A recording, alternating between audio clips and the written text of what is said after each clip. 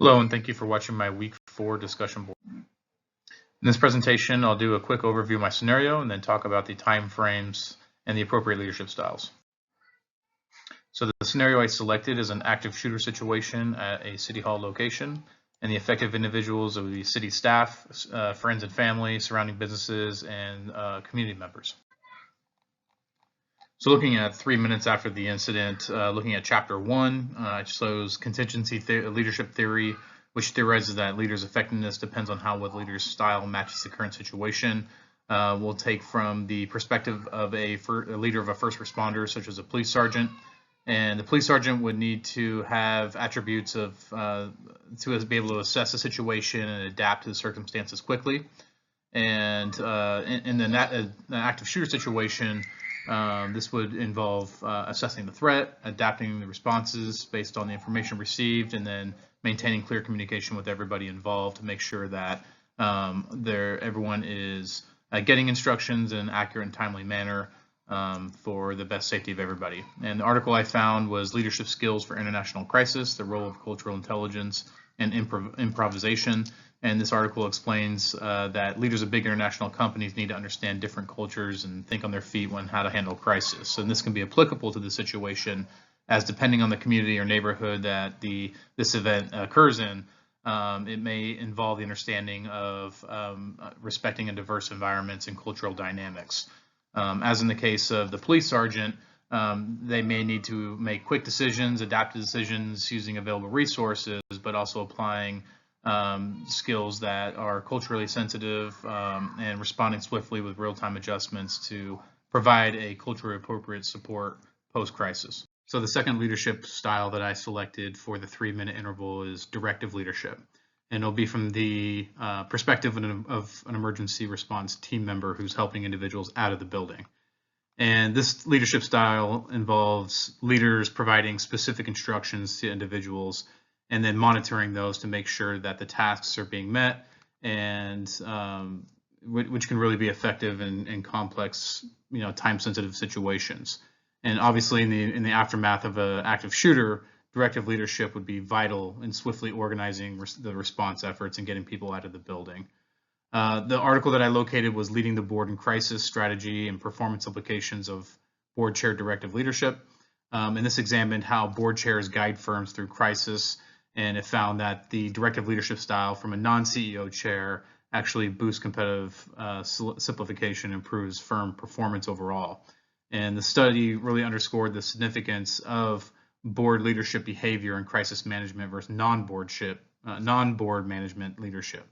And directive leadership from a traditional non-leadership role in this type of situation, active shooter situation, could really facilitate swift and coordinated action to ensure that everybody is safe and minimize the harm in the first 3 minutes after the shooter.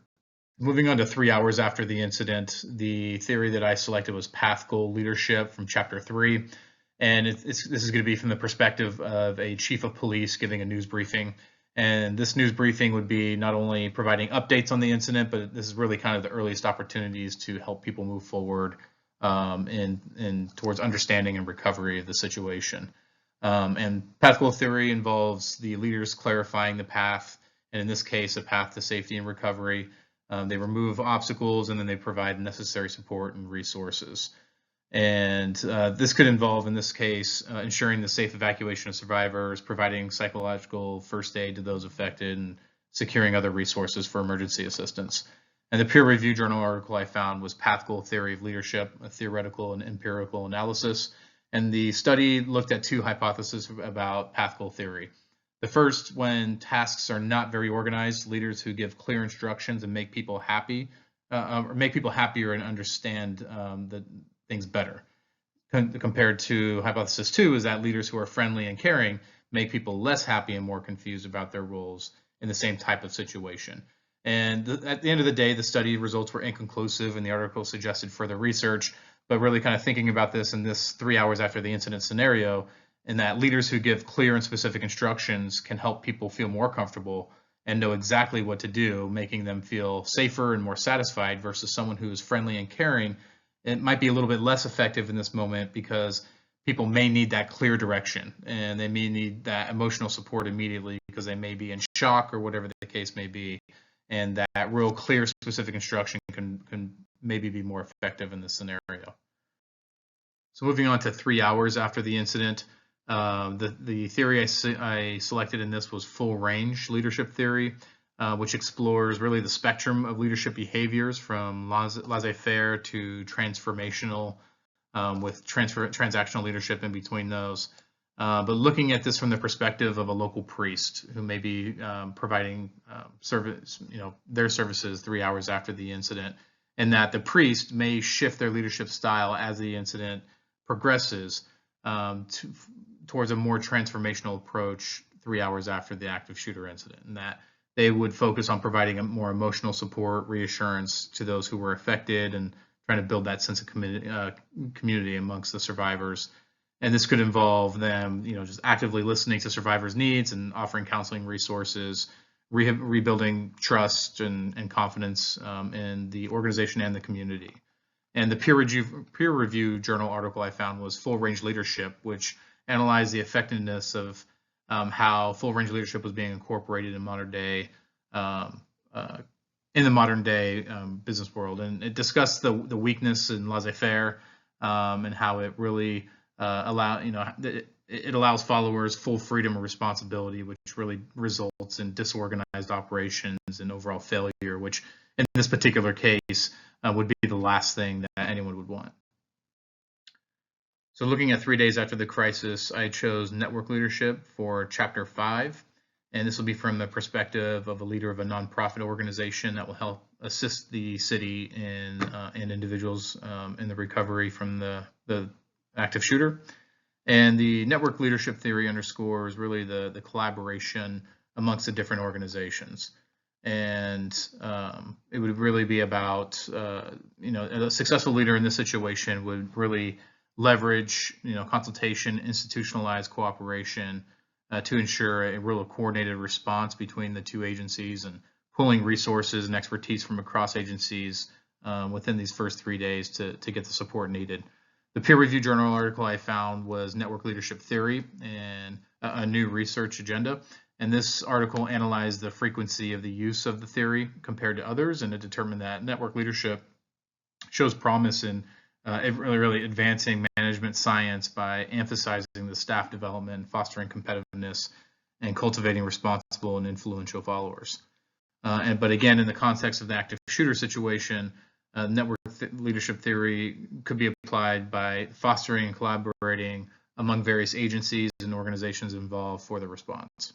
So the second leadership style from 3 days after the incident I selected was ethical leader as authentic from chapter 6.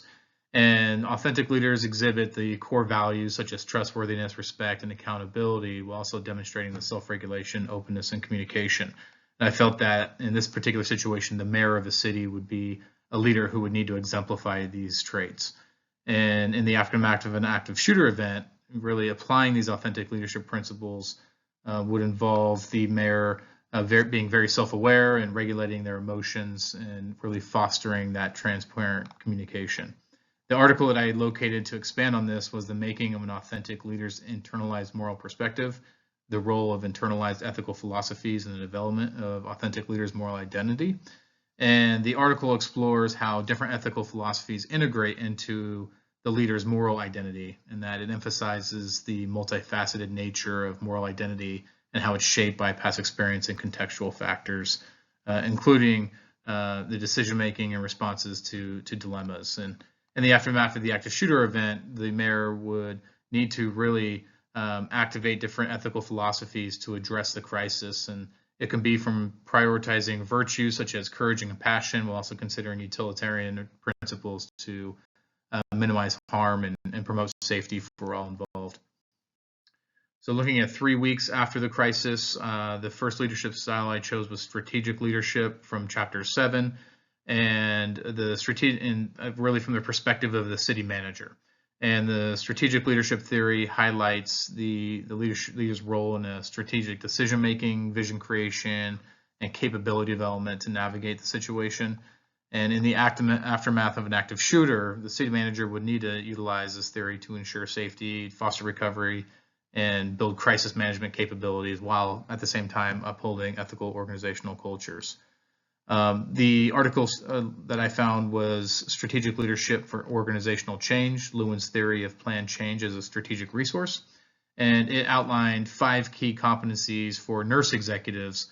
And Lewin's Theory of Planned Change is explored as a strategic tool for navigating organizational shifts, emphasizing the 3 stages of unfreezing, moving, and refreezing.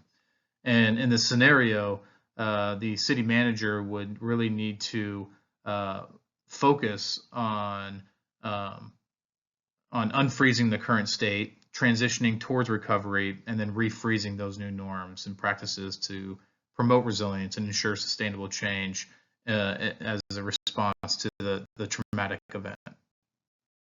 So the last leadership style that I selected, and this is for 3 weeks after the incident, is competency-based leadership from Chapter 8. And this would be from a perspective of a manager of emergency services for a city or county. And competency-based leadership is an approach that emphasizes specific skills and qualities that individuals need to lead effectively. And it involves identifying, developing, and assessing competencies to enhance leadership effectiveness. And the journal article I located was Development of an Interprofessional Competency Model for Healthcare Leadership. Details the health leadership competency model that was developed by the healthcare industry.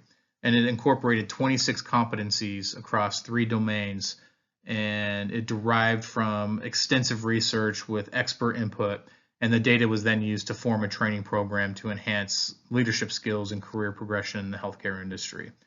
But how it applies to this is, 3 weeks after an active shooter incident, an emergency manager could utilize skills learned from a training program developed by experts and focusing on the competencies related to the crisis management, that it could really help really support and guide emergency responder leaders in effectively coordinating response effort, supporting effective individuals, and implementing measures to prevent similar incidents from happening from good training. And thank you very much. That concludes my presentation. I look forward to watching yours.